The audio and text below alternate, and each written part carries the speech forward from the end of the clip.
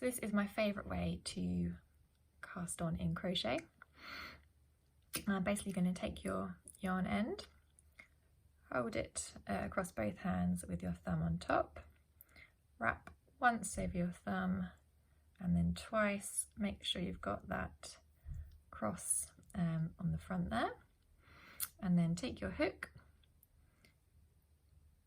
go on top of the first loop and then bring that underneath the original loop and pull off, give it a tighten, and you're ready to start crocheting. So I'll just do that one more time. Undo, and then 2 hands, wrap it around, and obviously once you've done it a few times you can just do it really fast, and away you go.